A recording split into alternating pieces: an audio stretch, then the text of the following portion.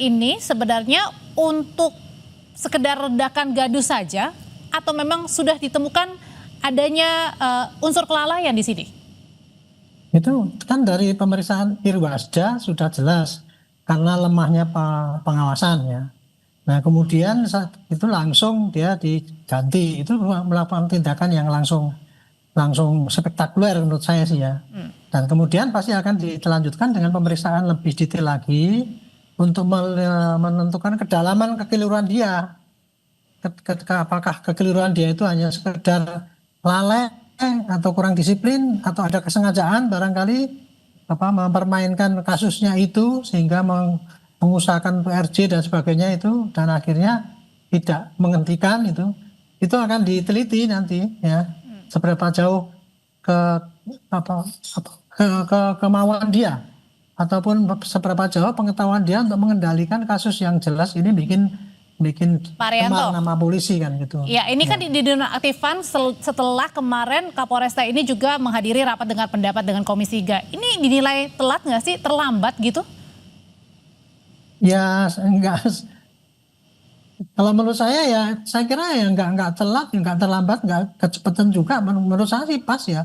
Begitu dipanggil kemudian dimarah-marah itu udah pasti harus diambil tindakan. Saya udah menduga waktu itu gitu. Walaupun Kapolresnya sendiri kan itu mengatakan kan sudah minta maaf ya. Tapi tadinya pertama kali kan dia merasa tidak bersalah karena menurut dia aturannya kayak gitu kan. Tapi ketika ditanya mengenai bahasa pasal saja nggak tahu. Nah itu kelihatan sekali bahwa dia tuh pengawasannya lemah sekali kan gitu. Oke. Nah ini untuk pembelajaran untuk yang lain dan saya kira ini bagus ya. Reaksi yang begitu itu dan kemudian diumumkan publik akan membaca oh polisi bergeraknya gitu dan samping itu juga untuk pembelajaran polisi yang lain di tempat yang lain yang selama ini masih suka main-main mempermainkan korban tidak melihat keadilan itu mulai sekarang berbeda cara berpikirnya. Jangan cuma cari-cari pasal untuk cukup kemudian cari saksi ahli udah cukup langsung dikirimkan itu. Oke. Itu kira-kira. Oke, kalau dari Mas Bambang pandangannya sebenarnya pada saat Kapolrestanya dicopot, apakah memang karena menimbulkan kegaduhan atau karena memang tadi salah penerapan untuk pasalnya dan Kapolrestanya sendiri tidak tahu, atau bagian yang mananya yang paling penting ini sehingga Kapolresta Sleman ini dinonaktifkan? Mas Bambang.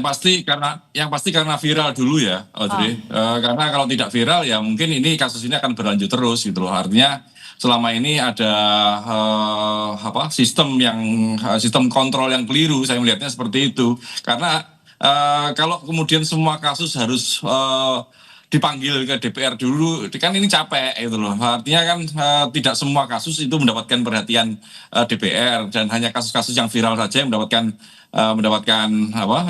perhatian DPR sehingga dipanggil seperti itu. Artinya selama ini sistem kontrol dan pengawasan itu tidak berjalan. Sistem kontrol itu bukan hanya pada Kapolres tapi pada Wasidik. Wasidik juga ada Propam dan semua laporan itu kan ditembuskan ke Polda juga gitu loh. Artinya selama ini Polda juga tidak care dengan kasus ini seperti itu. Jadi yang dimaksud Mas Bambang sebenarnya nggak perlu sampai lari-lari jauh sampai RDP dengan Komisi 3 gitu ya? Benar, kalau sistem kontrol itu berjalan, sistem kontrol dan pengawasan itu berjalan kan tidak perlu setiap kali viral terus dipanggil DPR seperti itu kan. Artinya kepolisian kan sudah banyak aplikasi-aplikasi itu. Ada platform Dumas Presisi, Propam Presisi, semuanya sudah lengkap, tapi faktanya kan tidak berjalan gitu loh. Kalau itu semua berjalan, semua menjadi perhatian, berjalan dengan normal aja lah. Masyarakat kan tidak perlu memviralkan lebih dulu gitu loh. Itu semua sudah diproses. Kasus ini kan sudah terjadi bulan April kemarin. Artinya kan ada proses yang hampir berapa bulan ini ya, hampir 8 bulan, 8 bulan lebih kasus ini sehingga mendapat perhatian oleh DPR. Kalau tidak mendapatkan perhatian DPR, ya lanjut terus. Makanya ini kan sangat disayangkan sistem kontrol dan pengawasan di kepolisian ini seperti itu. Makanya kontrol dan pengawasan itu tidak mungkin diserahkan kepada internal sendiri karena nggak akan mungkin jalan, harus ada kontrol pengawasan eksternal yang kuat. Oke, kalau Kapolrestanya sudah dinonaktifkan alias dicopot, Kasat Lantasnya juga Pak Arianto. Tapi kan pada saat seseorang ini ditetapkan sebagai tersangka pasti ada rentetannya dulu ya dari penyelidikan sampai penyidikan. Ada dari pengusutannya misalnya dari keterangan saksi, kemudian juga gelar perkara, olah TKP.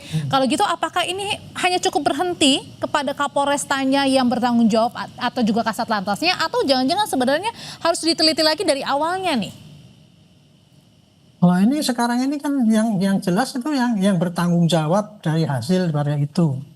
Dan pelaksana itu kalau diarahkan yang betul, dia tidak akan salah. Nah, ini masalahnya kan hasilnya itu dinilai tidak benar. Kan gitu kan, hasil daripada itu. Walaupun ya, saya katakan, walaupun waktu penyidikan itu selesai, sudah dikirim ke jaksa dan diterima. Dan waktu itu kan dianggap itu benar kan gitu, oleh para pejabat yang ada di situ itu tadi. Nah baru kan setelah ini kan bahwa hasilnya itu dianggap tidak benar karena viral di lapangan bahwa itu pasalnya keliru kan gitu kan. Ya, kenapa kan pasalnya itu keliru kan? Karena Pak Kapolresnya itu dan Kajarinya hanya melihat pakai pasal-pasal yang lama itu, sehingga dia semangatnya itu di dalam menyidik gitu ya, itu masih pakai pola berpikir yang lama. Yang penting ada bukti, dua alat bukti, kemudian cukup apa tidak untuk memperkuat saksi ahli, dikirimkan, kalau jaksa sudah menerima, sudah selesai urusannya kan gitu kira-kira. Ini kan jadi viralnya setelah sampai di jaksa. Itu kira-kira begitu jadi. Tapi pertanyaan selanjutnya Pak Arianto dan juga Mas Bambang, kasus orang bela diri kemudian dari kejahatan lalu kemudian jadi tersangka, ini kan bukan pertama kali terjadi ya. Kenapa ini terus berulang gitu? Apa celahnya di sini sehingga seorang yang membela diri justru sebaliknya malah ditetapkan sebagai tersangka? Usai jeda tetap bersama kami di Sapa Indonesia Malam.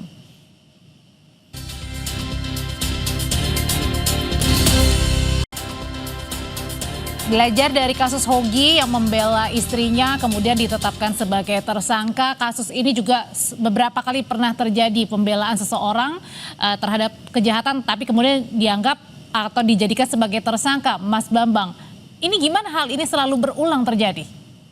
Ya, ini karena ketidakcermatan ya, diskresi yang sangat besar pada kawan-kawan kepolisian ini tidak diiringi dengan kecermatan. Apalagi tadi barusan saya diskusi dengan Pak Arianto di balik layar, ini soal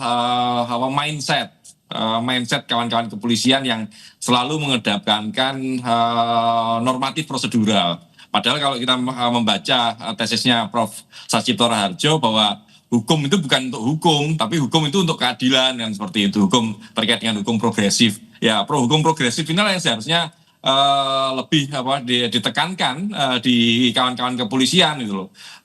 Kalau kita melihat kasus ini terjadi sehingga Hogi ini ditetapkan tersangka kan sebenarnya sangat jauh dari kecermatan itu tadi. Memang miris sih, karena dalam sebuah tindak pidana itu kan ada mens rea. Apakah ada niat jahat dari Hogi ini gitu loh? Apa terhadap pelaku yang membahayakan istrinya, pelaku jambret yang membahayakan istrinya. Pasal-pasal terkait itu kan sebenarnya sudah diatur.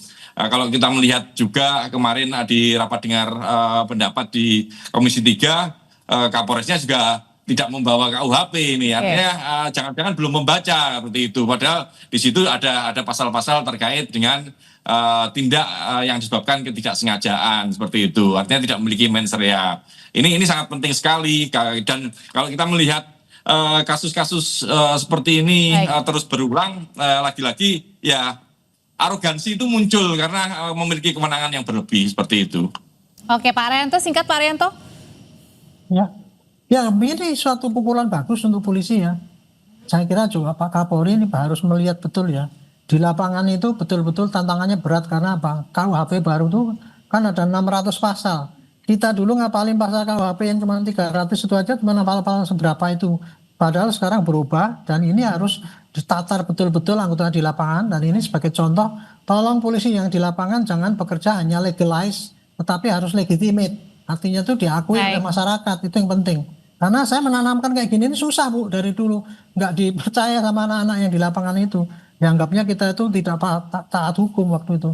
Ya, ketika kita nyuruh mereka agar legitimate, artinya itu diakui oleh masyarakat tindakan kita gitu. Kira-kira itu harus ini suatu tantangan besar dan menjadi cambuk bagi polisi untuk memperbaiki diri. Oke, Gitu. sudah kita tangkap pesannya. Terima kasih Pak Arianto Sutadi, Mas Bambang Rukminto, terima kasih. Selamat malam semuanya. Malam. Terima kasih. Adri. Malam. Terima kasih. Malam. Malam.